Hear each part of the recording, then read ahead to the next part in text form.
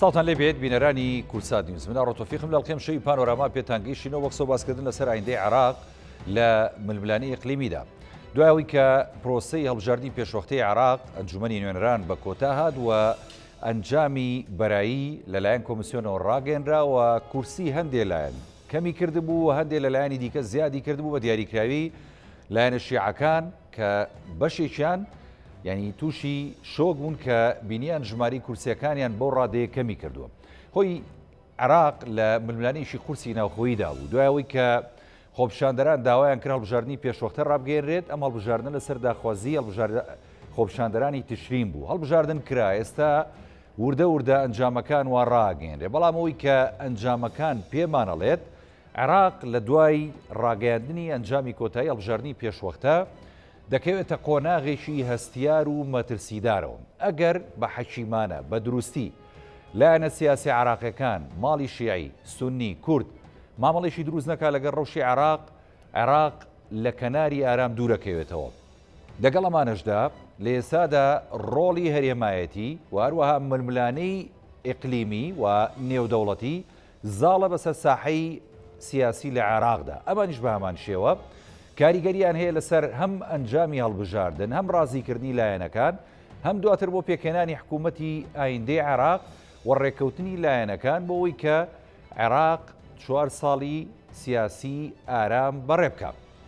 ئەم شەو گفتوگۆکەین لەسەر ئەم بابەتە بە میواندیاری هەرێک لە میوانە بەڕێزەکانم دکتۆر خەلیل ئیسماعیل مامۆستای زانکۆ کە بە سوپاسەوە جەنابیان لە ستۆدیۆکانمان لە شاری هەولێر لەگەڵمانن دکتۆر بە خێربی سوپاس دەکەم هەروەها کاک تارق جەوهەر نووسەر و ڕۆژنامەنووس کە بەڕێزیشیان لە ڕێگای سکایپۆ لە شاری هەولێر لەگەڵ من ستاو لە جەنابی شت بێت کاک تارق سوپاس دەکەم ئەگەر بەڕوخسەتی تۆ کاک تارق لە دکتۆر خەلیلەوە دەست پێ بکەین. دکتۆر پرۆسەی سیاسی لە عێراق بەپێی ئەو خوێندنەوانی کە ئێستا ئەکرێت لەلایەن چاودێرانی سیاسی و بەوەی کە لە ئەرزی واقع دەگوزارێت پرۆسەی هەڵبژاردن بە کۆتا هاتووە وردە وردە ئەنجامەکان ڕاگەێنراوە لایەنەکان لێرە و لەوێ تانەدەن سکاڵاکەن یەکتری تۆمەتبارەکەن هەندێکی دیکەیان ئەنجامەکانیان بەدڵە دەڵێن پرۆسەکە پرۆسەیەکی سەرکەوتوو بۆ پرۆسی هەڵبژاردن بەگشتی بارودۆخی عێراق لە دوای پرۆسەی هەڵبژاردن جەنابتان چۆنە بینن و پێتان وایە عێراق لە ئێستادا کە لەم دۆخی تا ڕادەیەک دۆخێکی وەستاوە بەم شێوەیە دەمێنێتەوە یاخود نەخێر دوای ڕاگەاندنی ئەنجامی هەڵبژاردنەکان هەیەجانێکی گەورە ڕووەدا لە عێراقا. بەڵێ پێشەکی سوپاسدانەکەین بەڕاستی ئەم هەڵبژاردنەیەکی ئێستا ڕووی لێ هات زۆر جیاوازە و فەرقێکی هەیە لەگەڵ انتخاباتەکانێکی پێشوو بەتایبەتی لەم 4 ساڵێکی ئەخیر ڕووداوێکی زۆر کرابوو بەنسبەتی لەسەر ئاستی عێراقا و هەروەها لەسەر ئاستی هەرێمی کوردستان لەبەر ئەوە خەڵک بەگشتی و سیاسیەکانی عێراق و هەرێمی کوردستان بەتایبەتیش چاوەڕێی ئەم انتخاباتانی کردبوو و نەتائجی ئەم انتخاباتەنە واتە ئەم هەڵبژاردنە تأثیرێکی زۆر گرنگی هەیە لەسەر ئاستی سیاسی عێراق و هەرێمی کوردستان ممکنە ئەبێتە مایەی یەک ڕیز لەگەڵ انتخاباتی سەرۆکی وەزیران و وەزیرەکان و ممکنە ئەبێتە سەبەبێکی بۆ تێکدانی ئەم حاڵی سیاسیکی هەیەی لەسەر ئاستی عێراق لەبەرەوە بەڕاستی ئێمە چاوەڕێی کۆتایی نەتائجی هەڵبژاردن بە شێوەیەکی نهایی و هەروەها چاوەڕێی ئەوکەین کە کوتلەی گەورە چۆن دروستە بێ ئایا دروستە بێ لە مەجموعەی سەدر و ئەوانەیەکی پەیوەندی لە کوتلەی سەدرن یاخو بە پێچەوانە بەرامبەر ئەو کوتلە جەنابەت ئەزانی کوتلەیەکی تر دروست بووە کوتلەی فەتح و کوتلەی قانون و کوتلەکانێکی دەور پشتی بەڕاستی مەوزوعەکە زۆر زەحمەتە و دکتۆر خەلیل ئەوانەی تر کە ئەم مەوزوعە زەحمە دەبێت دابەشبوونی ئەم کوتلانەیە و دابەشبوونی ماڵی شیعی ماڵی سونی ینی بەسەر ئەو کوتلە هەرێمایەتیانە یاخود ئەو جەمسەرە هەرێمایەتیانی کە هەیە خۆی ئەمە پێدوانیە زیاتر و ڕەوشەکە قورسترەکە لە داهاتوودا بەڵێ ناڵێم ئەو نەتائیجانەی کە دەرچوو لەم ڕۆژانەیە بەڕاستی وای لێ کرد حرەکەتێکی زۆر دروست بوو لە بینی کوتەلی سیاسی جەنابەت وەکو باست کردو لە پێشەوە وتی بعضی ئەحزاب و تەجەمعاتی سیاسی قازانجیان کردبوو کورسیکی زۆریان هێنا بوو بە پێشەوانەی جەماعەتی کتر کورسیەکان بە شیوەیەکی دیار زۆر کەم بووە و لەبەر ئەوە نەوعێکی لە حرەکەتێکی دروست بووە لە بینێ هەردوو مەجموعەیە وات مەجموعەیەکی کورسیان بە دڵیانە مەجموعەیەکی ترەوانێکی ڕەفزیان کردووە ئەمە بەڕاستی احتیمالێکی زۆر هەیە ئایا لە ئایندە لە دوای نەتائیجەکانی کۆتایی پێئەکرێت چۆن ڕێکەخرێت و هەروەها لە هەڵبژاردننی ڕئیسی وزەرا چۆن ڕێکە بن و چۆن بگەنە نەتیجە. بەڵێ دەست خۆش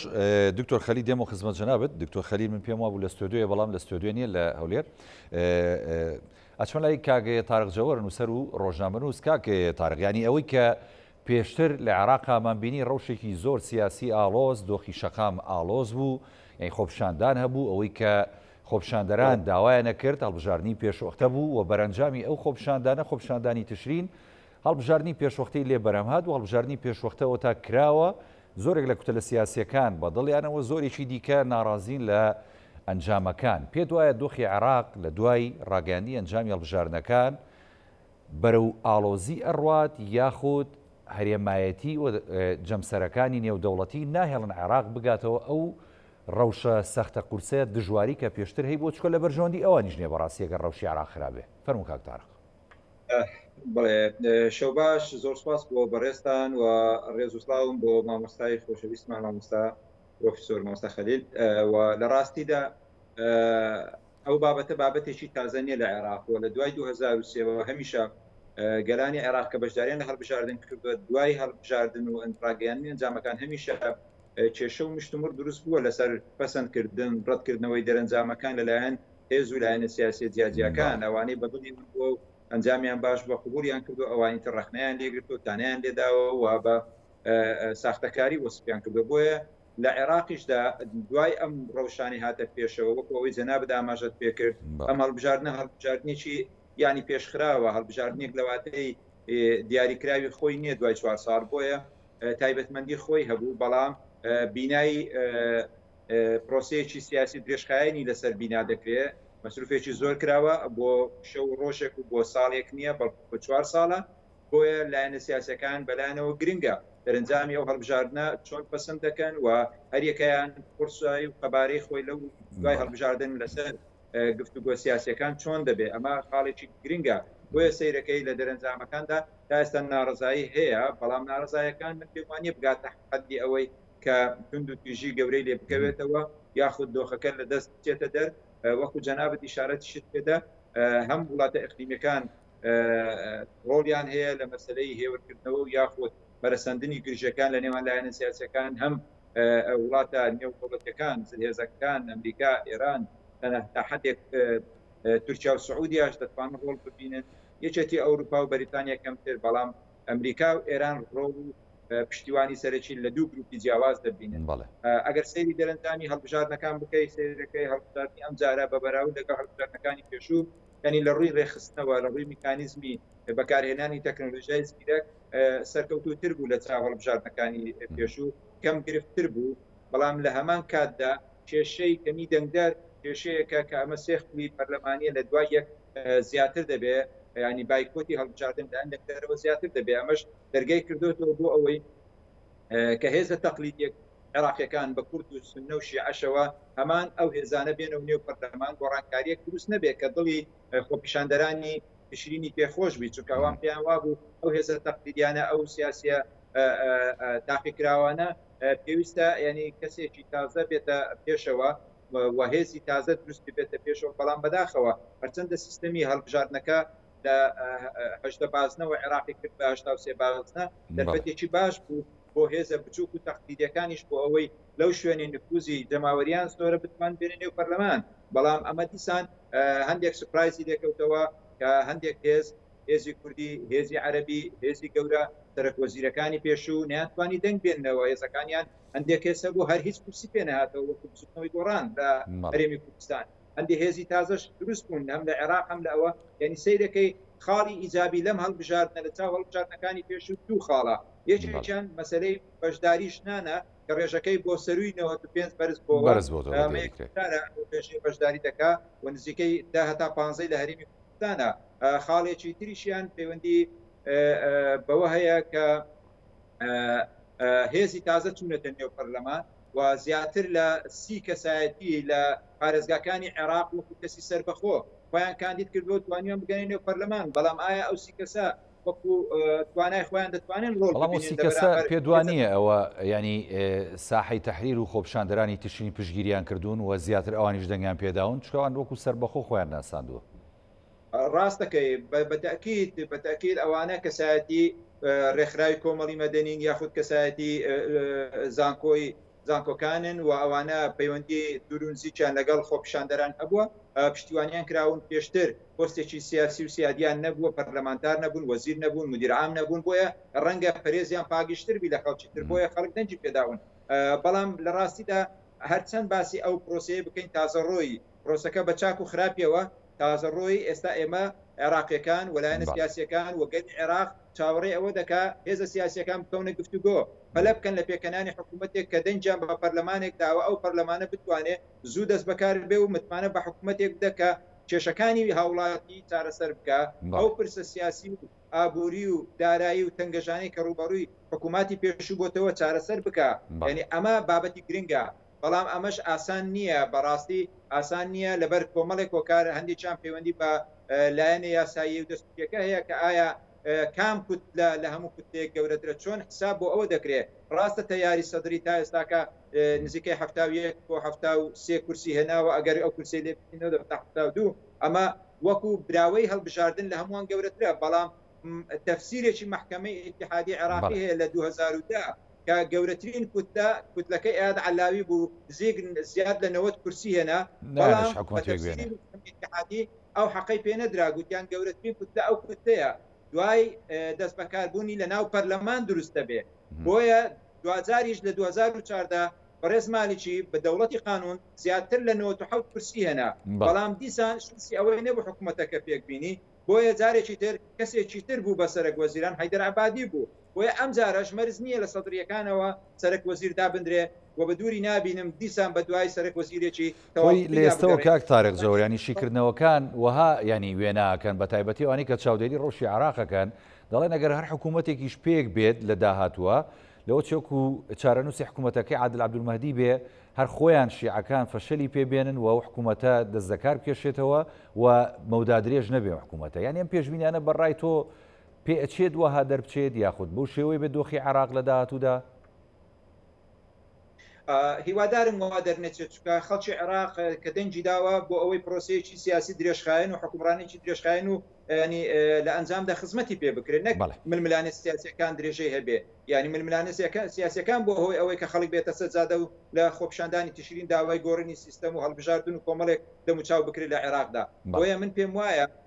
حکوومەتی داهاتووی عێراق بە ئاسانی پێک نایە، بەڵام نابی بەبێ بەشداری هەردوو کوتلەی شیعە. ئەگەر ڕێککەوتنێک لە نێوان هەردوو باڵی شیعە نەبێ لە نێو ماڵی شیعە، ئەوانەی سەر بە ئێران ئەوانەی کە دوورترن لە ئێران دەبێ ئەوە جۆرێک لە تەوافق و ڕێککەوتن هەبێ، دەبێ ئەوانە پێشتر لە بینی خۆیاندا ڕێک بکەون، اینجا دەتوانن بێن لە نێو پەرلەماندا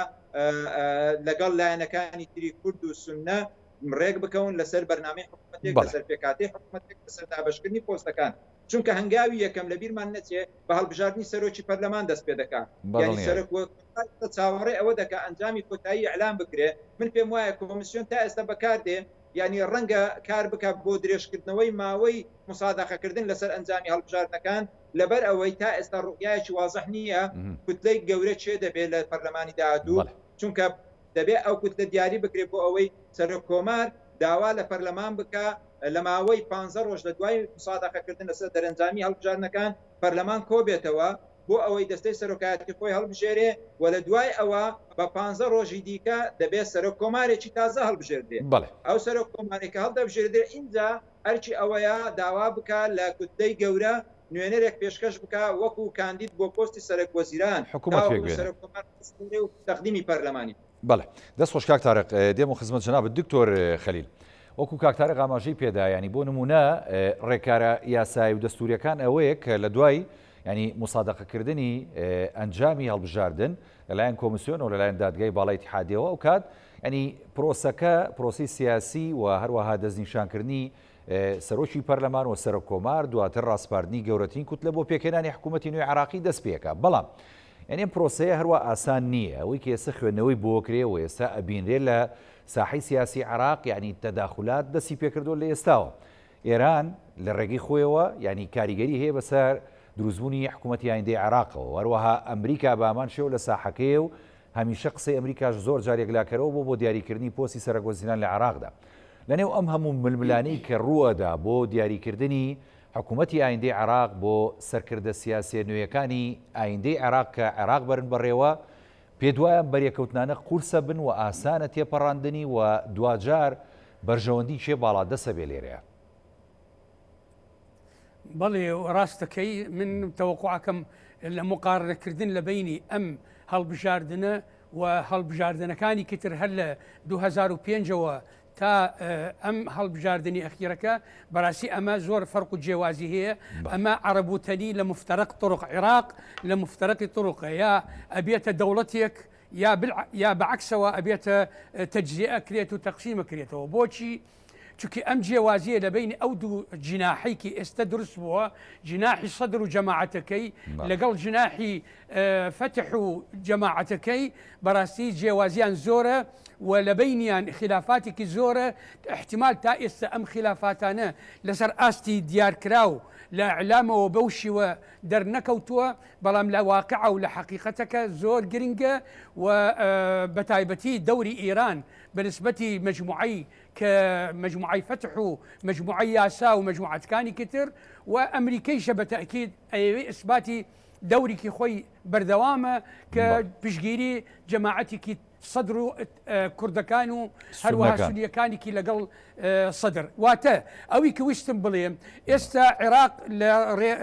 لە قۆناغێکی زۆر هەستیارە و ئەبیە ئەم مجموعاتانەی کە دەرچوون یا بەیەکە و محاولەکەن لەبەر وەزی عێراقەوە لەبەر وەزی ظروفێکی باشم کرد ئەبیە اتفاقەکەن لەگەڵ شخصێکی معەن یاخو ئەبێتە مایەی مجموعەیەکی معەن واتە احتیمال زۆر بەقووەتە مجموعەی سەدر لەگەڵ کوردەکان لەگەڵ سونیەکان ئەوانە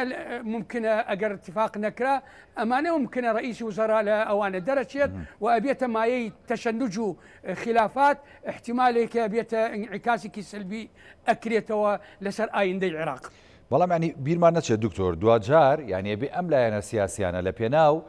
بەرژەوەندی عێراق و یەکپارچەی خاشی عێراق کە خۆیان داوایەکەن و هەروەها لە پێناو داوا و داخوازی خۆپشاندەران و هاوڵاتیانی عێراق کە بەڕاستی لە ژیانێکی کارەساتبارە دەگوزارێنن بە تایبەتی لە وڵاتێکە کە گەورەترین ینی سەرمایی نەوتی تێدایە و تا بۆ شێوەی ژیان دەگوزارن. ینی پێ دوایە خەڵک لە داهاتووە لە عراقیەکان و لە سەرکردە عراقیەکان و لەو لایەنە سیاسیانی قوبوڵەکە کە لە 40 بۆ 45 دەنگی خەڵکیان بەدەستێناوە عێراق بۆ ئاراستەیە بەرن. بەڕای من ئەو قسانێکی ئەکرێت کە جەنابەت ئیشارەی یابوویت مەسائلێکی نەظریە مەسائلێکی حەقیقەتەکە ئەوەیە چەند قازانجی ئەو ئەحزابانە چەند مەصالحی ئەو ئەحزابانە چەند پەیوەندی لە دەوڵەتانی دەرەوە ئیقلیمی بە تایبەتی ئێران و ئەمریکا ئەمانە زیاتر کاریگەری هەیە حتى لە حاڵەتێکی ئەگەر ئێمە متەفائل بین و بڵێن ڕێکە بن هەردوو طرف هەردوو جناح لەسەر سین من شخصێکی معەن بەڵام ئەمە نەک لەبەر پەرژەوەندی عێراق و لەبەر پەرژەوەندی گشتی ملەتی عێراق بەڵکو زیاتر لەبەر پەرژەوەندی مەصالحی خۆیانە چونکە تێکدانی عێراق ئەبێتە وەزعێکی خراپ لەسەر خۆیانیشە لەبەر ئەوە احتیمال هەیە اتفاقەکە لەبەر پەرژەوەندی خۆیان لەبەر مەصالحی خۆیان نەک لەبەر مەصالحی عێراق و مەصالحێکی ملەتەکەی یاخو ئەگەر بە پێچەوانە ئەوش احتیمال واردە ممکنە کوتلەیەکی لە کوتلەکان جناحێکی لەو جناحادانە و بەتەوەقعاتی خۆم جناحی سەدر زیاتر دەوری هەیە زیاتر ئیمکانیەتی هەیە کە لەو جناحە ڕئیس وزەرا هەڵبژێرن. دەستخۆش دکتۆر کاک تارق ینی بیرمان نەچێت لە مەڵبژاردنە وەکو پێشتریش جەنابەت و پرۆفیسۆر دکتۆر خەلیل ئاماژەی پێدا ینی زۆرێک لە لایەنە شیعەکان بە دیاریکراوی باڵی حەشدی شعبی کە فەتحی هادی عامریە یعنی بە تەواوەتی زۆربەی کورسەکانی خۆیان لە دەستداوە ئەمەش هەمووانە زانی ینی بە تایبەتی ئێران هەر لە دوای ڕاگەاندنی ئەنجامی بەرایی هەڵبژاردنەکە لە ڕاستەوخۆ ئیسماعیل قانی فەرماندەی سوپای قودسی ناردە عێراق ینی کاریگەری ئێران بەسەر فتح بەسەر حەشدی شعبی بەسەر ئەمانەوە زۆرە پێت وایە تەداخلاتی ئیقلیمی بە دیاریکراوی ئێران ئەهێڵێت ئەم لایەنە شیعانە بێنە دواوەوە ڕۆڵیان نەبێت لە پرۆسەی حکوومەتی ئایندەی عێراق و کاریگەریان نەبێت بەسەر پێکێنانی حکوومەتەوە بێگومان کاکە هاوڕێ بەڕاستی من پێم وانە ئێران دەستەوەستان پۆستێ لە ئاست ئەو دەرەنجامانە بۆیە هەوڵدا ینی لایەنگرەکانی خۆی لە شیعیەکان بەشدار بن لە پرۆسی سیاسی و ڕۆڵیان هەبێ نەک ڕۆڵێکی کۆمبارز بینین لە پرۆسی سیاسی و گۆڕەپانەکە بۆ سەدر و شیعەکانی ینی نەکرد نارێم دوژمن بەڵکو شیعەکانی دوور لە ئێران بەجێ بێرن بۆیە من وایە دوجار ئێستا تاکە هێز کە لە نێو هێزە شیعەکان لایەنگری ئێران بێتوانی کورسی باش بێنێ بەڕێز دەوڵەتی قانون و بەڕێز مالیکی بوون کە 37 کورسی هێناوە کە ئەمە توانی بێتی تا حدێکی باش پارێزگاری لە پێگەی جەماوەری و کورسەکانی خۆی بکە لەم 2 ساڵی ڕابردوودا بەڵام مەرج نییە بەڕێز مالیکی کە کار بۆ ئەوە دەکات بێتەوە سەرکوزیران شانسی هەبێ بۆ من پێم وایە نەکرد بەڕێز مالیکی هەر کەسێکی تر پێشتر تاقی کرابەوە کرابێ بە سەرکوزیران لە عێراق شانسی ئەوەی نییە جارێکی تر تاقی بکرێتەوە چونکە خۆی لە خۆیدا دەبێ ئەو پەیامەی خۆپیشاندەرانی تشرین بکاتە نخبەی سیاسی کە هەڵبژاردن بۆ کراوە بۆ ئەوەی ئەو کەسانی تاقی کراونەتەوە ئەو دەموچاوە سیاسیانە جارێکی تر بێنەوە سەر گۆڕەپانە بەڵکو دەبێت کەسانێکی تازە بن کە گۆڕانکاریەک لە گۆڕەپانەکە بکەن سەدر دروشمی چاکسازی بەرز کردوتەوە ئایا چەند ڕاستگۆ دەبێت ئایا چەند پێی جێبەجێ دەکرێت ئەمە شتێکی ترە ئایا میکانیزم و کەرەستەکانی بەردەست سەدرەکان چێن ئەوانەی کە دەیکەن بە سەرکوەزیران ئایا کارکتەرەکە گرنگە لێرەیە خۆی بەدڵنیایی بڵێ ینی مەسەرەن ئایا بەڕێز مستەفا کازمی تا چەند شانسی مانەوەی هەیە تا ئێستا مستەفا کازمی لە سەرتاوە کاری بە ئاراستەیە کردووە ڕاستە لیستی دروست نەکرد بۆ ئەوەی پێ بە یەکێک لە ڕکابەرەکان و خۆی یەکلایی بکاتەوە و وەکو منافسێکی لایەنە شیعەکان بێتە دەر من پێم وایە تۆزێک زیرەکی نواندووە کە دەزانی گەمە لەسەر خلافاتی ماڵی شیعی دەکاتن ڕەنگە دوجار سەرکوزیرێکی تەوافقی تێی بڕوان و زۆر قسە لەسەر مستەفا کازمێکرێ بەڵێ بیانی ئێسێکێک لە ناوەکان ئەوە کە بەرگژێر بێ بۆ پۆستی سەرکوزیرانی ئایندەی عێراق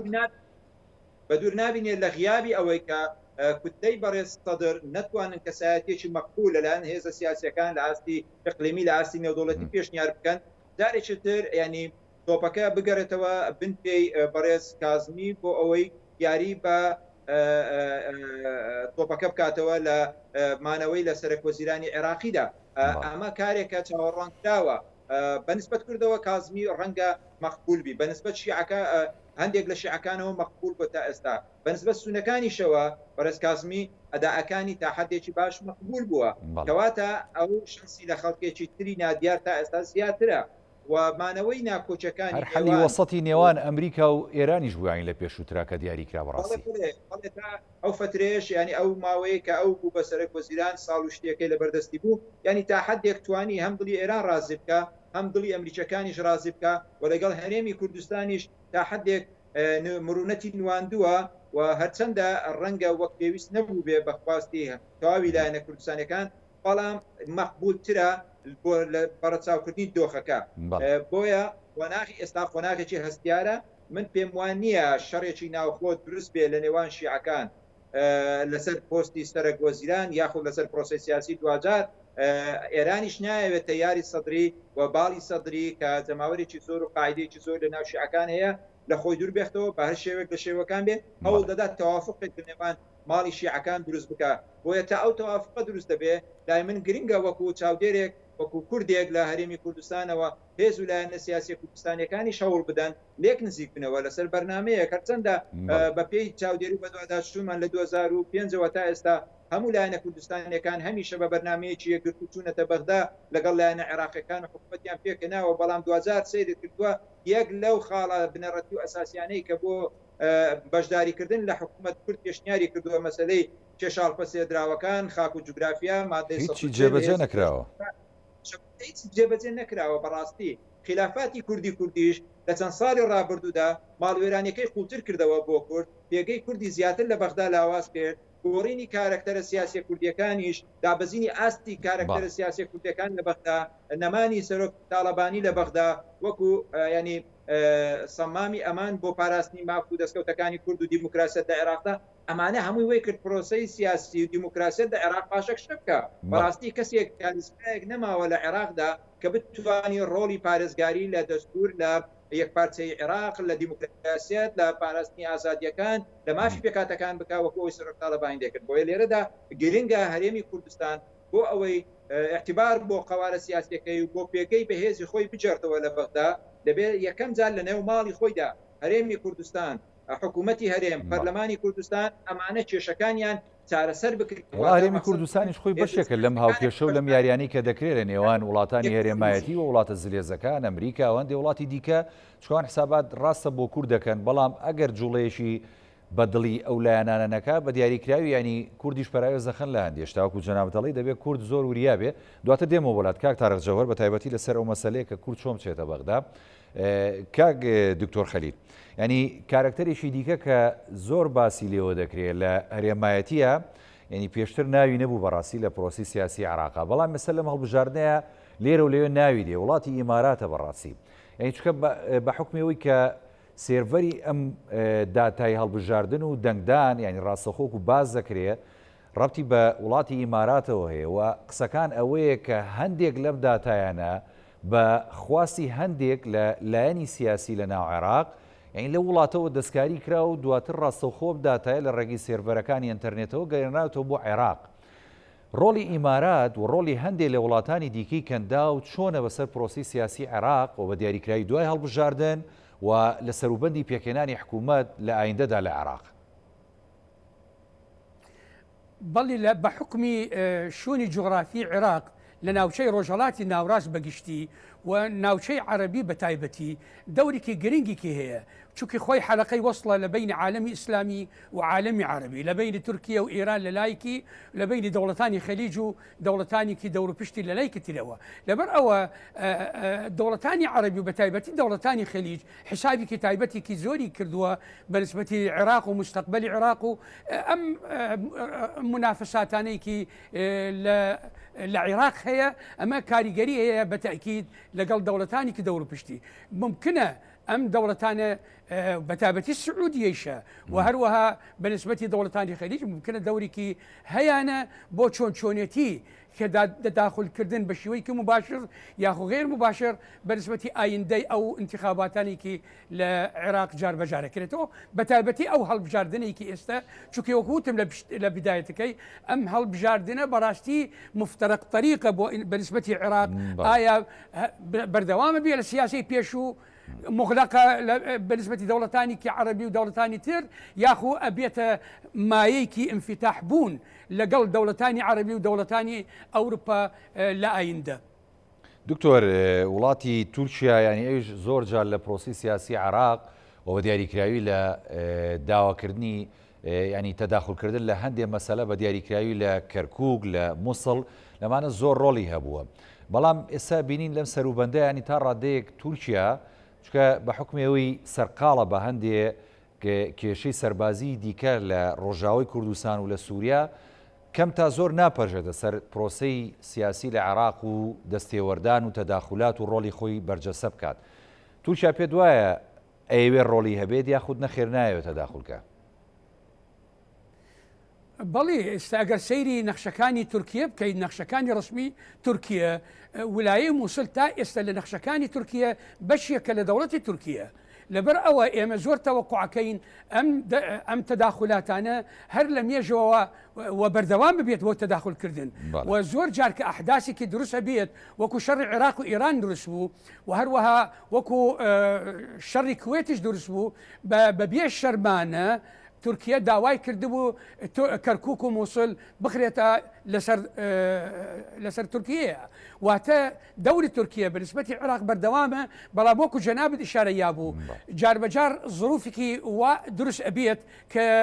وەکو ئەمڕۆ تورکیا خەریکی لیبیایە خەریکی سووریایە خەریکی ئەفغانستانە خەریکی شوونانێکی ئەرمینیە و دەور و پشتی لەبەر ئەو احتیمالە زۆر کەم بیری کردو بەنسبەتی عێراق لەم ئایندە بەڵام ممکنە ئایندەیەکی داهاتوو کە ئیمکانیەتێکی ترە بێت ئەو کاتە تاداخلی تورکیا زیاترە بێ لەبەرەوە ئەو تورکمانەکانێکی لە عێراقەوە ئەمە وەکو حسانی تڕوادە بە عەرەبی پیان ئەڵێن جار بەجار بەکارێنی لە مەسلحەتی خۆی و بەردەوامە بۆ ئەم مەسائلەنە تورکیا شەرم ناکە کە ئەڵەیە کەرکووک و مووسڵ بەشێکە لە تورکیا. دەست خۆش دکتۆر خەلیجان دێمە خزمەت جەنابەت کاک تارق ینی ئەمێ باز لە ڕۆڵی هەرێمی کوردستان بکەم کە پێشتر جەنابەت هەندێ ئاماژەت پێداوە هەندێک ئەو ڕۆڵت بەرجەسە کرد کە هەرێمی کوردستان دەبێ چۆن بێت و چۆن مامەڵە بکات لەگەڵم دۆخی کێستا لە پێش عێراقیەکان و لە پێش هەرێمی کوردستانە چکە ئێمە چارەنووسمان بەسراوە بە عێراقەوە بە دیاریکراوە گەر هەر مەترسیەک لەوێ هەبێ ئەم قەواری ئێمە ژێرە مەترسیەکەوێتە سەر و ئێمەش بەشێکین لەو یاری هەرێمایەتی و نێودەوڵەتی کە لەگەڵ عێراقدا دەکرێت بەڕاستی چکە هەندێک جار حساباتی باش بۆ هەرێمی کوردستانەکرێت لایەن دەوڵەتانی هەرێمایەتی و ئەمریکا خودی خۆشی بەڵام زۆر جاریش پراوێ زمانەخەن لە هەندێک مەسلەی گرنگە ئێستا توانین بڵێن هەرێمی کوردستان توانی لە بەشدار بێت لە پرۆسەی هەڵبژاردن لە عێراق و کورسی ئەو کورسیانی کە بۆی دیاریکراوە بە پێی یاسای هەڵبژاردن توانێتی بەدەستی بێنێت لە زۆر ناوچەکانی ینی جێناکۆکیش توانێتی کورسی باش بەدەست بێنێ لە پرۆسەی داهاتووی پێکێنانی حکوومەتی عێراق کە دەوڵەتانی هەرێمایەتیش ڕۆڵیان هەیە و کارکتەرەکان ئەوان دیاریەکەن ئەوان کوردیان بەلاوە چۆنەوە دەیانەوێت کورد لە چه ئاستێکدا بێت چکە بازەوە کرێت کە ئەم جارە سەرۆکایەتی کۆمار بەر کورد نەکەوێت بەڕاستی زۆر ئەو قسەیە باز دەکرێت و باوە ئێستا بەڵێ لە ڕاستیدا مەسلەی پێکاتی یا بەشداری کورد لە پرۆسی سیاسی عێراق بەشداریی بنەڕەتی و ئەساسیە بەبێ بەشداری کورد پێم وایە هیچ پرۆسیەکی سیاسی لە عێراق نەسەخامگیر دەبێت نەدۆخەکە لە بەرژەوەندی پرۆسی سیاسی دەبێت بۆیە هەم وڵاتە هەرێمایەتیەکان هەم وڵاتە زلهێزەکانی تەواجودیان لە عێراقەیە ڕۆڵی کورد لە بەرچاو دەگرن بەڵام گرنگترین خاڵ کە بەدەست وەکو کارد بەکاری بێنی ینی یەک ریزی و یەکگرتووی هێزە سیاسیەکان و خیتابی سیاسی و هەڵوێستەکانی هەرێمی کوردستانە بەوەی یەکگرتو دەبێت کە هێزە سیاسەکان ناکۆچیان لاوەچەکانی خۆیان بەلاوە بنێن و کار بۆ بەرژەوەندی باڵەکانی خەڵکی کوردستان و ماپە دەستوریەکان و بەهێزکردنی پێگەی قەوارەی سیاسی هەرێمی کوردستان بکەن بەداخەوە ئەو ناکۆچیانەی کە ئێمە چەند ساڵێک کاستی پێ دەکەین ویلایەنەکانی عێراقی و وڵاتە هەرێمی و ئیقلیمیەکانیش دەست پێ دەکەن ئەمانە پێگەی هەرێمیان داواز کردووە بەڕاستی لەم هەڵبژاردنەش لەو ئەمڕۆ قۆناغی ئەوەیە قۆناغی ئەجوایی هەڵبژاردن تێپەڕێنین بە تایبەتی یەکێتی پارتی گۆڕان لایەنەکانی تر نەوەی نوێ ئەمانە دەبێت ئێستا بە دوای گوتارێکی یەکگرتوودا بگەڕێن گوتارێک یعنی ئێمە هێزی سیاسین لە هەرێمی کوردستان و پێویستە یەکێتی و پارتی وەکو دوژمن سەیری یەک نەکەن گۆڕان وەکو دوژمن سیر نەکرێ نەوەی نوێ وەکو دوژمن سیر نەکرێ ئەمانە ڕکابەر یەکترن زۆر ئاساییە لە ئەزمونێکی دیموکراسیدا هەرچەندە کەم و کوڕشی تێدا بێ ئێمە وەکو ڕکابەر طبیعیە ململانێ دەکەین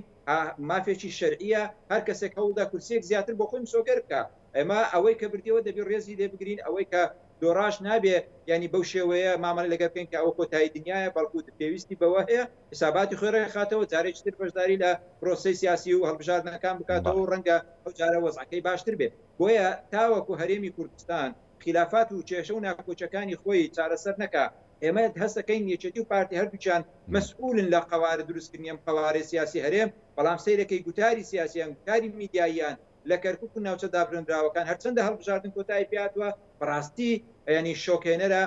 دڵخۆشکەر نییە و تا ئێستا تۆمەت بەخشینەوەیە زۆر جاریش کارە ساتهێنەرە بەڕاستیەرەکو و کارەساتی کە بینیمان لە چەند شەوی ڕابردووە ڕوویا لەکە دەرەنجامی پەرکون و پەرتەوازایی کووردە لەم ناوچەیە ینی سەرەتایەکی باش دەست پێ نەکرا بەڕاستی لە کەرکووک بەداخەوە برگەرانەوەی برادرانی پارتی دموکراتی کوردستان پێویست بوو یعنی ژیرانەتر و ئەوانەی کە لەوێ نوێنەرایەتی پارتی دەکەن من پێم وایە پێویستە خەڵکانێک بن زیاتر قوڵ بن لە سیاست و زیاتر ورتر بیر بکەنەوە کەمتر قسە بکەن و کەمتر بە دوای مهاتەرات و مزایداتی سیاسی بگەڕێن ئەوە ئەم قسەیەم بۆ هەموو نوێنەری لایەنە سیاسەکانە لە کەرکووت ناوچەدا برێنراوەکان بۆ لایەنێکی دیاریکراو نیە پێویستە گوتاریمە گوتارێکی نیشتیمانی نەتەوەیی یەکگرتووی و بەهێزکردنی قوارەی هەرێم بی داکۆچیکردن بی لە مافی گەلی کوردستان لەو ناوچانە نەک لەسەر ئەساسی ئەمە لایەنگری فلان حزبە ئەمە لایەنگری فلان ئەرچی هەموو حزبەکان پاراستنی هاوڵاتی کوردستان و بەرژەوەندی خەڵکی کوردستانە لەو ناوچانە بەڵام کاکتارەقی یەک شتیکەی دڵخۆشکەر هەیە ینی دوای هەڵبژاردن بینیمان هەندێک لە سەرکردەی لایەنە سیاسیەکان و بەرپرسانی باڵای هەرێم تا ڕادەیەک ینی نەفەسی خیتاب و قسەکردن و ئاراسەکردنی قسەکانیان بۆ خەڵک و لایەنەکانی دیکەی بەرامبەریان تا ڕادەیەک دڵخۆشکەر و نەرمتر بووە بە ئاراسەی یەکڕێزی و تەبایی و پەیوەندیشی باش بوو کە بچنە بەغدا. بەڵێ من نەمیست باسی ئەوە بکەم چکە هەڵمەتی هەڵبژاردننی ئەمجارە لە سەرتاسەری عێراق هێمنتر و هادئتر بوو و هەندێک لایەنیش لە هەرێمی کوردستان پێشتر لە بەرنامەیەک لە کورسات نیوز هەمان شت باسم کرد کە هەڵمەتەکان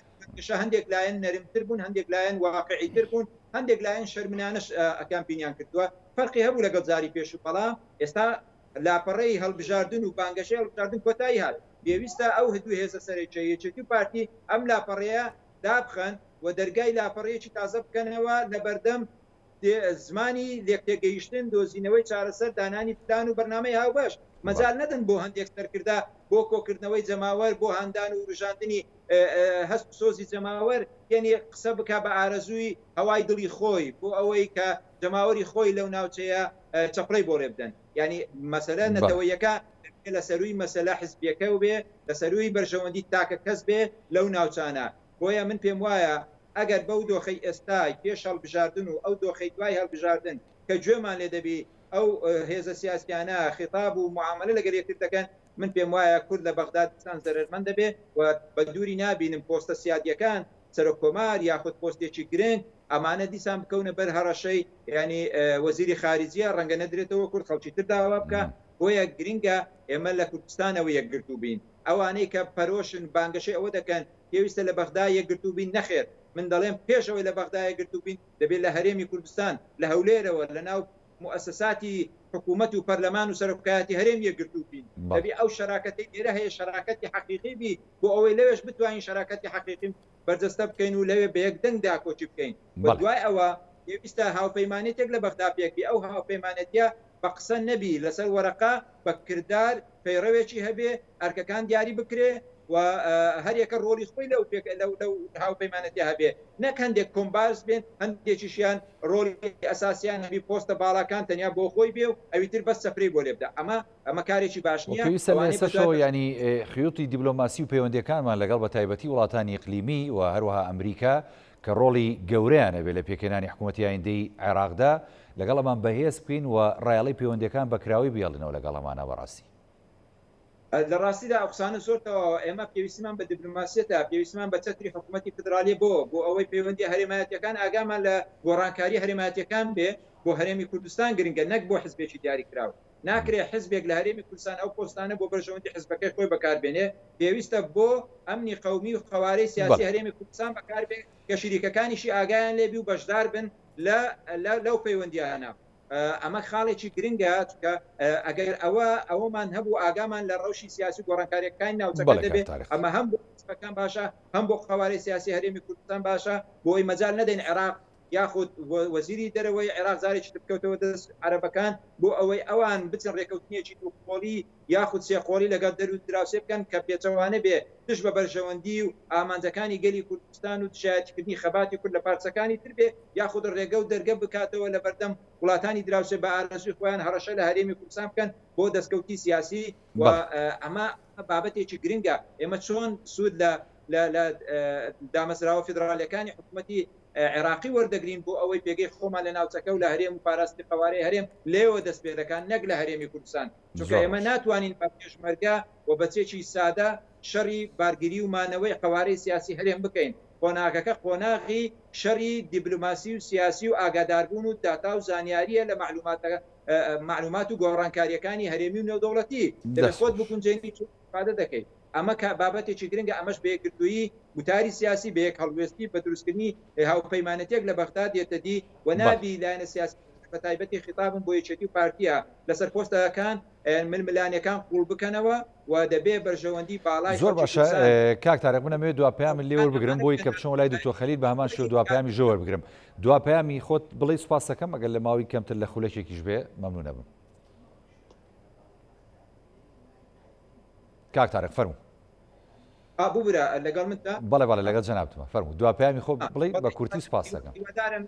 ئەم هەڵبژاردنە بە چاک و خراپیەوە هەموو لایەنەکانی عێراقی قبولی بکەن پەلە بکرێت پێکەنانی حکوومەتی داهاتووی عێراق و لەوێشدا کورد بە یەکدەنگی و یەکگرتووی بەشداری بکە و هیواداریشم ئەو حکوومەتی عێراقی داهاتوو کە دروست دەبێ مەرزنی هەموو لایەنە عێراقیەکان بەشداری تێدا بکەن و هیوادارم دەنجی ئۆپۆزیسیۆن لەناو پەرلەمانی عێراقی ببیستی چونکە ئەگەر دەنجی ئۆپۆزیسیۆن هەبوو ئەو دیموکراسەکە دیموکراسی زیندوو دەبی ئەو پەرلەمانە پەرلەمانێکی زیندووتر دەبێ ئەو کاتی دەسەڵاتی چاودێری زیاتر لەسەر دەسەڵاتی جێبەجێکردن دەبێ ئەو کاتی مەسلەی گەندەڵی و ناشەفافیەت و نەعەدالەتی کەمتر دەبێتەوە و هیوادارم کورد لەوەدا ڕۆڵ ببینن داکۆچیکردن لە قوارەی سیاسی هەرێم ببێتە ئامانجی سەرەکیان و هەروەها مەسلەی دیموکراسی و پاراستنی ئازادیەکان کورد کاری لەسەر بکە جگەلەوەی کە شایستە دانایی و بودجەی هەرێمی کوردستانیش ئەمە یەکێکە لەو ئەرکانەی کە دەبێت نوێنەرانی کورد کاری جدی و بە یەکدەنجی ئەوەش دێتە دی دەستەکان خۆش کاک تارێق بەڵێ دکتۆر خەلیل جەنابیش دەتوانی دوا سەرنج و پەیام و قسەی خۆت لەم بارەوە بڵێ فەرموو بەڵێ ئێمە ئەگەر تەوەقوعەکەین حکوومەتی عێراقی هەر لە مێژەوە لە 2023ەوە تا ئەمڕۆ خێریکی پێمان بکە و ئەو مافانەی کە لە دستور هاتووە لە دستوری 2005 جێبەجێ بکرێتەوە ئێمە بە خەیاڵەژین بەڵام ئەوی کە ئێستا هەیە وەکو کاک تارق ئیشارەیە بوو ئێمە یەک کریزی کورد لە هەرێمی کوردستان ئەبێتە سیلاحێکی تەنها سیلاحمان هەیە بەرامبەر حکوومەتی عێراقیمان هەیە کە بتوانی جێبەجێ ئەو مادانەیەکی لە صالحی هەرێمی کوردستان لە صالحی کورد کە لە دستور هاتووە واتە ئێمە ئێستا فرسەتێکە ئەم هەڵبژاردنە فرسەتێکە بۆ هەرێمی کوردستان بۆ ملەتی کورد کە چۆن بتوانی استغلالی ئەو فرسەتە بکە استفادە لەو ململانەیەکی لە عێراق هەیە لە ظروفێکی نالەبار ئێستا عێراق بەگشتی ظروفێکی نالەبارە وەزعێکی ناتەبیعیە ظروفێکی زۆر خراپە بەڕاستی لە ڕووی سیاسیەوە لەبەر ئەوە ئەگەر بتوانین هەرێمی کوردستان لەم ئاستا بتوانی استفادەی لە واقع بکە لەگەڵ یەک دەنگ و یەک ڕەنگ وەکو کاک تارق ئیشارەیە بوو ئەمە فرسەتێکی گەورەیە کە ئەمڕۆ لە دوای هەڵبژاردن ئەتوانی بچەسپێنی بەرامبەر حکوومەتی عێراقی ئەگەر نا ئێمە بەڕاستی مەتەوەقع ناکەین لە حکوومەتی عێراقی خۆی خێریکی بۆمان بکە کە ئەو مادانێکی لە دستور هاتووە بۆمان جێبەجێکە وەکو مادەی سەوچلەوە وەکو پەیوەندی بە پێشمەرگەیە وەکو مەسەلەیەکی پەیوەندی بەنەوتە ئێمە بە یەکریزی بە قووەتی خۆمان ئەتوانین تەسیرەکە لەسەر حکوومەتی عێراقی داهاتوو بەڵێ سوپاس بۆ بەڕێزان پرۆفیسۆر دکتۆر خەلیل ئیسماعیل مامۆستای زانکۆ کە لە شاری ئەولێ لەگەڵ ماوی سوپاس دەکەم هەروە سوپاس بۆ کاک تارق جەوهەر نووسەر و ڕۆژنامەنووس کە لە ڕێگای سکایپ و لە شاری هەولێر لەگەڵ ماوی سوپاس بۆ جەنابیشت بەڵێ بینێرانی بەڕێز دەڵقەم شەی پانۆراماتان پێشکەش کرا میشە ساغ و تەندروست باش بن خواتان لەگەڵ